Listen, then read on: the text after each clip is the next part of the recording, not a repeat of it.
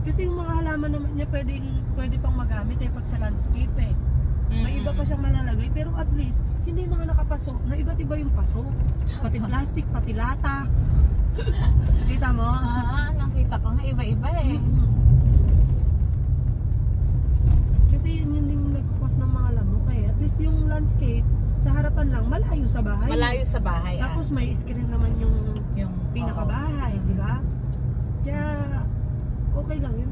Kami may pinapabulok pa siya Kita mo? Nakita ko nga kuya. Sabi ko, mama, itapon ko na ba tong balat ng saging? Ay, hindi Kaya nagagalit sabi ko, ano gagawin niyo dito? Pinapabulok ko na kayo. Lalagay ko yan sa halaman. Tamo nung napikon si ate mo the last time. Nagwala si ate mo. Talaga lumabas siya. Pinagtatapon niya lahat ng bulok. Yung daming lamok. Ganyan. Ay, ang sama ng loob ni mama. Tapos maya balik na naman sa dati. Yan na naman. Makulit kayo si mama. Talaga? Oo, makulit kayo si mama Alam naman pa matatanda. Parang sila yung bumabalik sa pagkabata.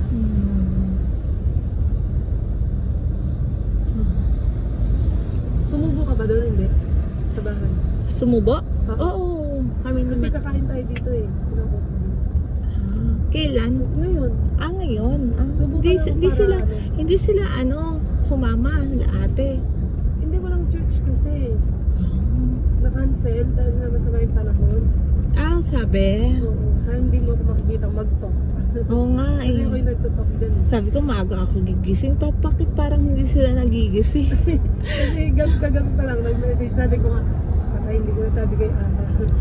Hindi nga ako nakapag-reply na kay kuya kasi tulog na ako kagabi. Natulog ka maaga. Hindi, kinuha naman ni Kuya Charlie. Kasi si Ate Caitlyn, siya, yung kuyatin. Talagang sinasagad niya. Wala silang, yun yung kinakagalit ko sa kanila yung wala silang disiplina sa oras. Yun. Kasi kinabukasan, ano bang gagawin nila? Di ba wala? Kaya nga, wala naman silang gagawin sa bahay. Kaya in-example ko kanina si Kuya Di, sabi ko, pinagkainan ni Kuya, nililinisan. Kasi sila talagang wala.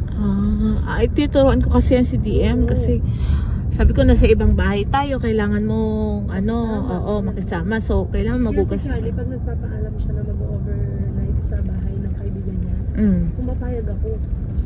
Marunong siya.